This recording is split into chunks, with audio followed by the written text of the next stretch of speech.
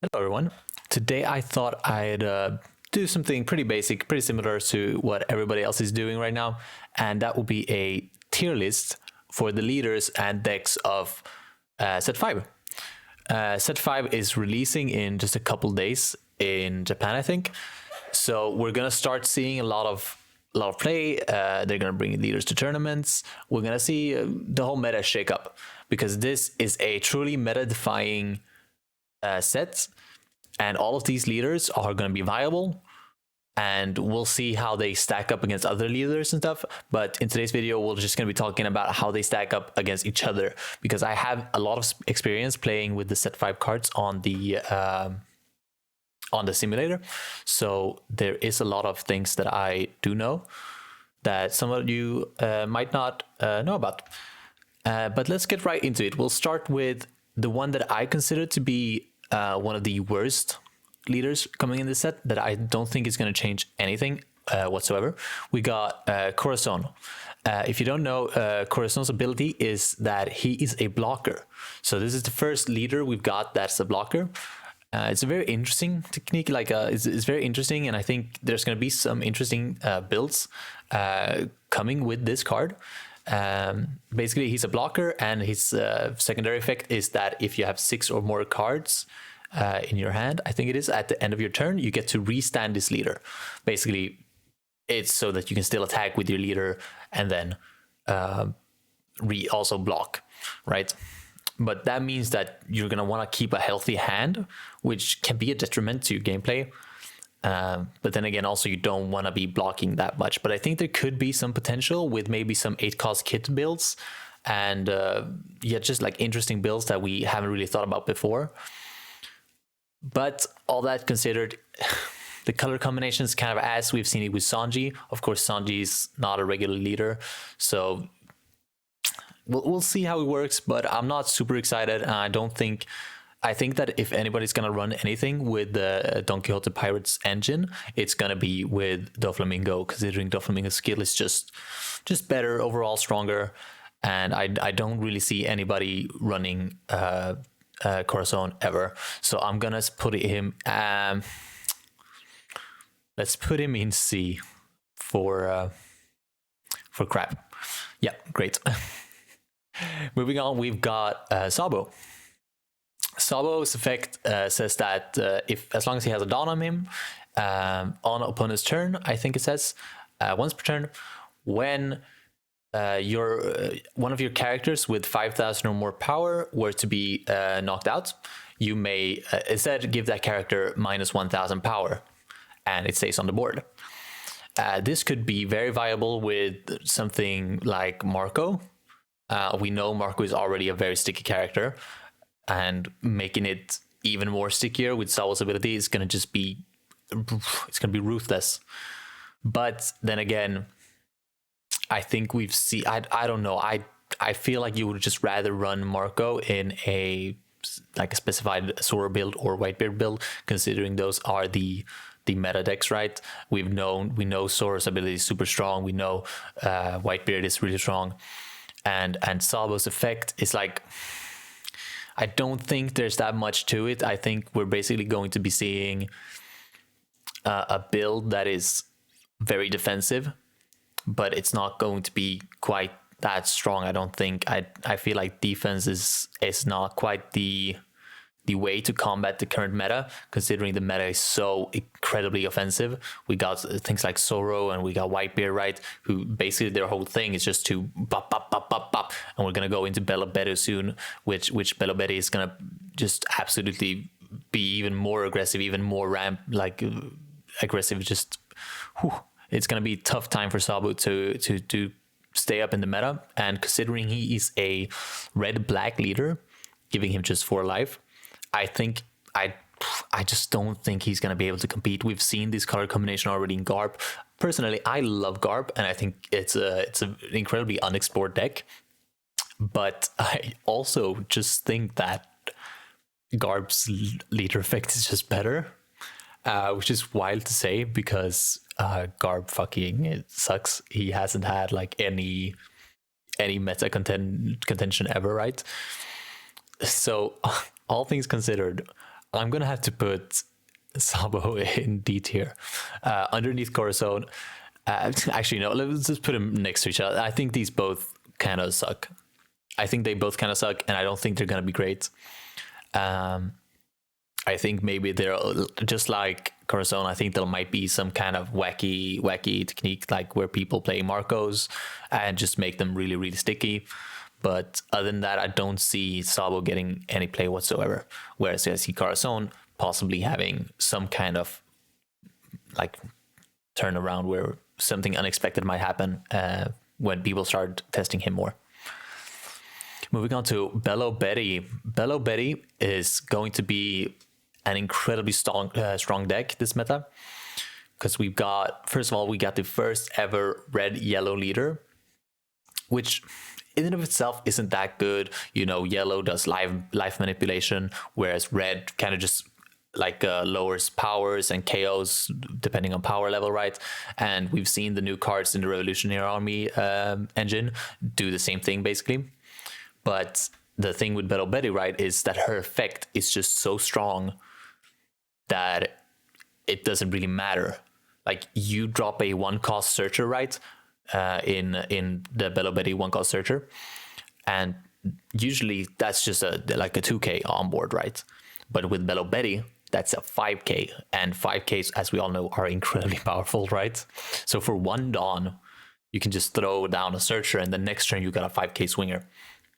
And this is just gonna be so overpoweredly strong, so overly powered aggressively, and I don't think there's gonna be a lot of decks that can keep up with the pressure that Bello Betty puts on you.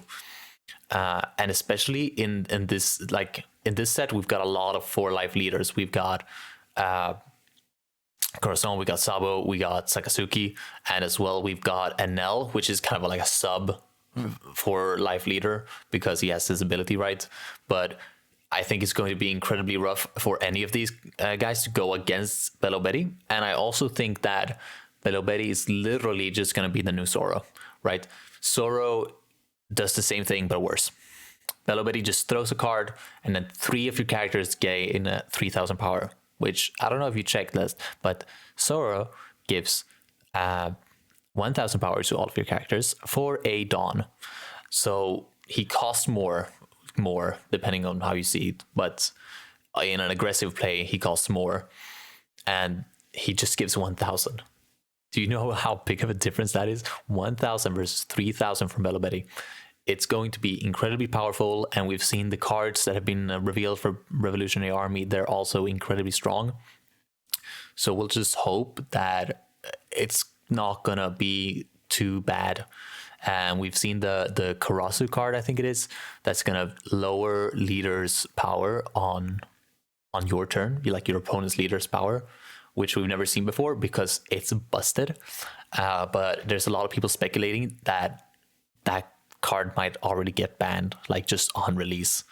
So that's gonna be incredibly rough.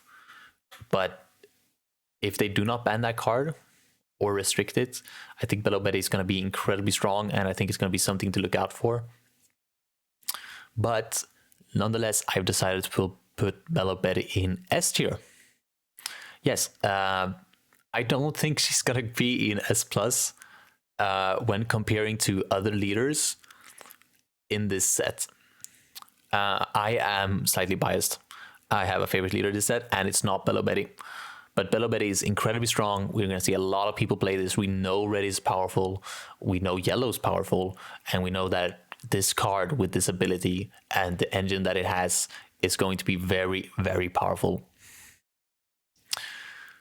Let's move on to Enel. Enel's ability is that when he hits 0 life for the first time on your opponent's turn, you get to... I think you trash 1 card from your hand, and then you add the top card of your deck to your life. So basically, he has an extra life every turn. The way I've seen people play this is basically they just run blockers, like literally just blockers, and they set up their whole field with just a shit ton of blockers, and then they just kind of let you swing into their life when they're just playing incredibly defensive, all right? And I just don't think it's very scary. There might be something else. Maybe we need to see the last Sky Island cards on the sim for this guy to actually be a threat. But the way I see Enel right now, he's just not scary, and his ability is just not strong because you can just play around it. All right, you just don't swing. You just don't swing at leader. Right, when they have one life, you know that's basically just gonna hurt their hand a little, but it's not really because they put the life into their hand. But so you just don't swing. So as long as you don't swing at Enel when they have one life, you're good. You just wait another turn. And that's kind of why they want to build up a bunch of blockers so that they can choose to take that life, and then they'll just block if you try to go for lethal. So I think Enel is a very strong defensive deck, but I think it runs out of steam very fast.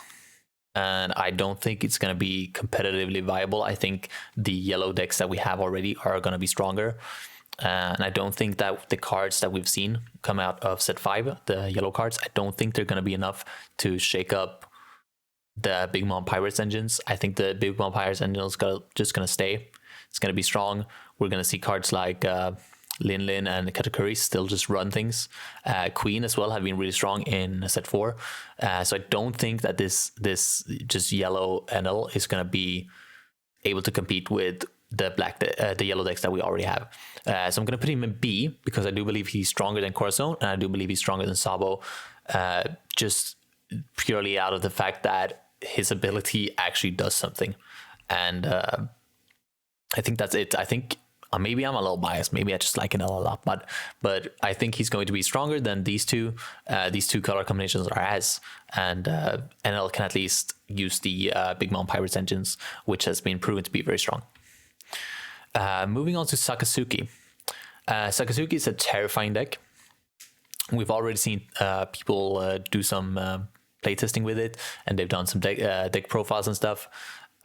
Being able to lower your opponent's character's cost by 1 for free every turn is actually very strong, because all of a sudden these cards that are like, let's just take for example 9 cost Mihawk, right? 9 cost Mihawk says bottom deck a 7 cost or lower. Well, with Sakazuki, that's an 8 cost or lower. And well, Mihawk costs 9, right? So whatever your opponent plays on the turn before, you're going to be able to bottom deck that. And there's this perfect curve kind of Sakazuki deck where you can literally just pop, pop, pop, pop, pop, and you just bottom deck every single card that they play. And they just don't have like any choice to get to play any big cards ever.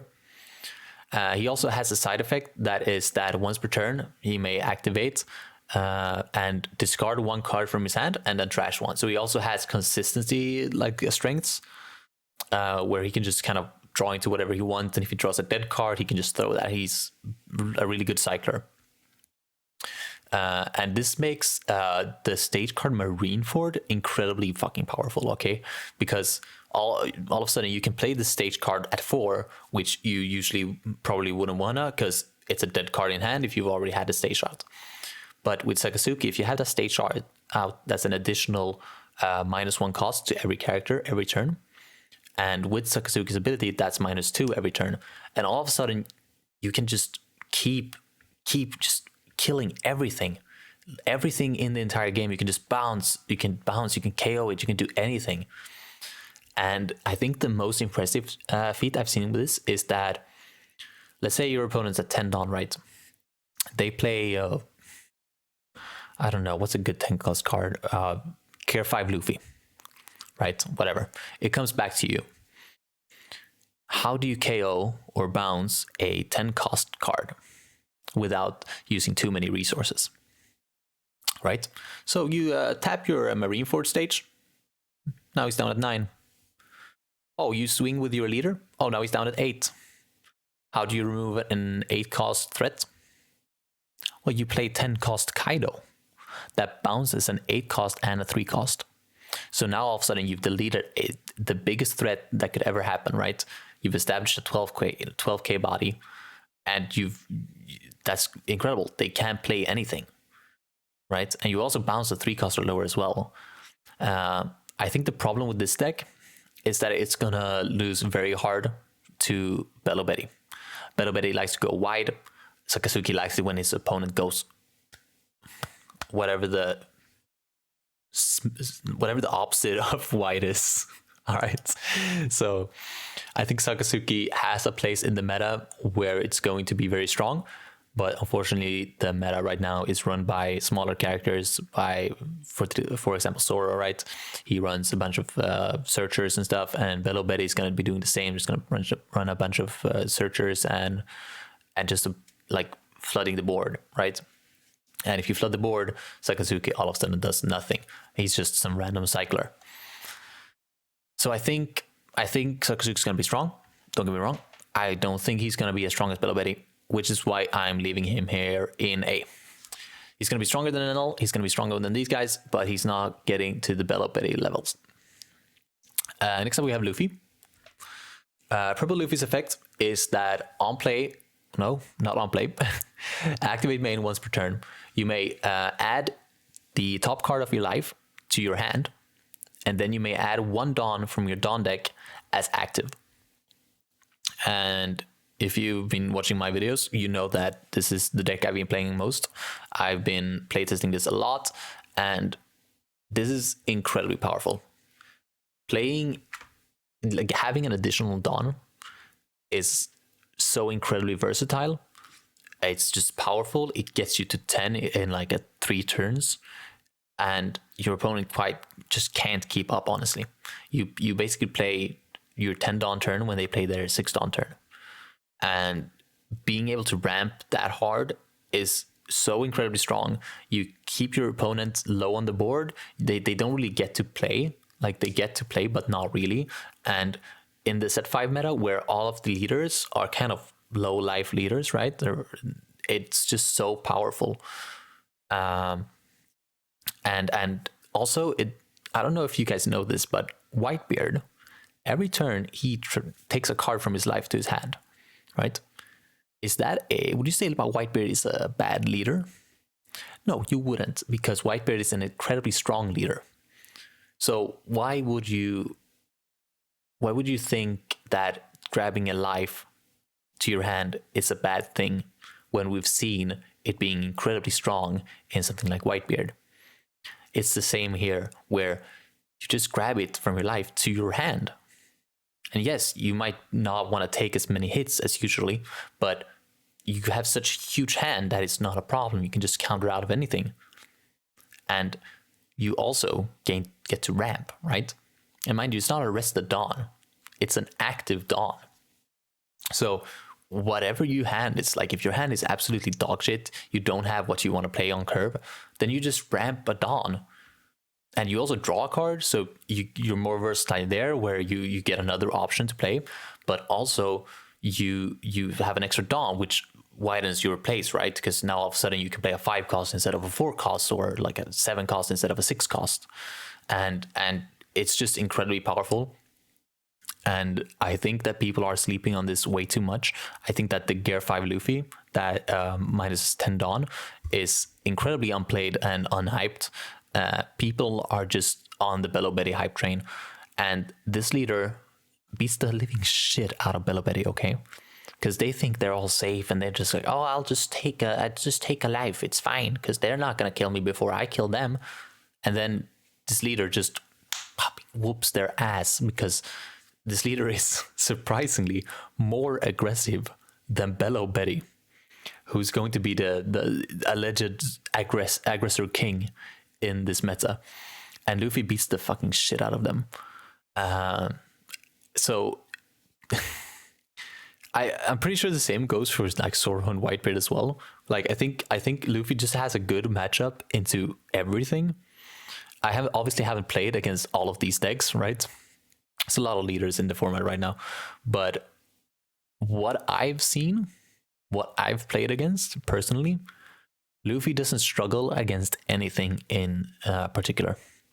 He struggles the most against Enel, but I wouldn't even call that a struggle, because it's like you're fighting to kill them and they're just defending and they're really not like trying to kill me, right? So you're just kind of, it's just kind of a longer game than usual. So it's not that Enel is overpowering Luffy in any type of way. Enel is just stalling to lose. And Luffy just kind of wins against every other card in set 5. I'm pretty sure it beats Zoro, Whitebeard as well. Law could be an interesting matchup. I actually haven't played against Law, but I'm pretty sure we beat Law too. The only deck, I guess, actually that does something is this red purple Law, because they play round table. So they just kind of bottom deck, they play round table and then they use their effect to bottom deck your Gear 5 Luffy, and then you're kind of sitting there like, ooh, I just did so much and all for nothing. But it doesn't really hurt you that bad anyways. But they do establish a board very fast, so it's a little bit scary. But that would mean they would have to draw into round table, and you, as long as you draw into a couple polys, then you're good. But yeah, so all that being said, I'm gonna put Luffy at S+ tier. All right, and I'm sure that people are gonna argue me on this one, and people are not gonna be happy with what I'm saying. But you'll have to give this guy a shot. You have to try him out before you say anything. Don't come in the comments and be like, oh my god, how dare you think so? The Bello Betty is so powerful and Luffy so kind of just stinks, you know? No. Try him out. There's a deck list on my profile. You can try that, and it just works. It just works. It's flawless. It wins. I win like 98% of my games, guys. And it's not because I'm better. I'm really good, but it's not because I'm better than everyone. It's because this deck is incredibly powerful. If I were to stack these up against leaders that are currently out, like Whitebeard and Zoro, I'd probably do something like this.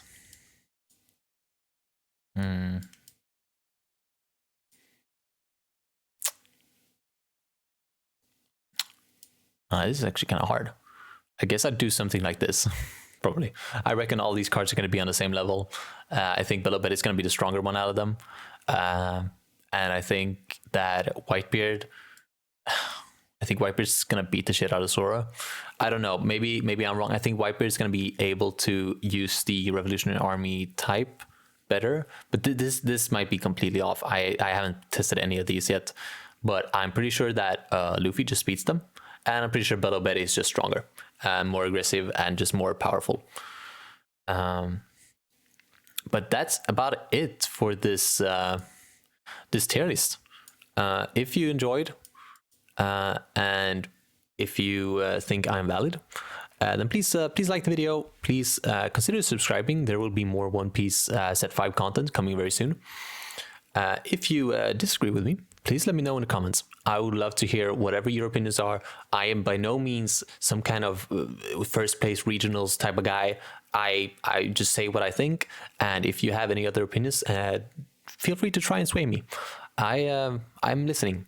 I read all the comments, and I would love for anyone to change my mind. Other than that, make sure you check out the links in the description. I stream One Piece card game on Twitch, so make sure to follow me on there to get a notification whenever I'm live. And then I guess I'll see you in the next video. Thank you so much for watching. Peace.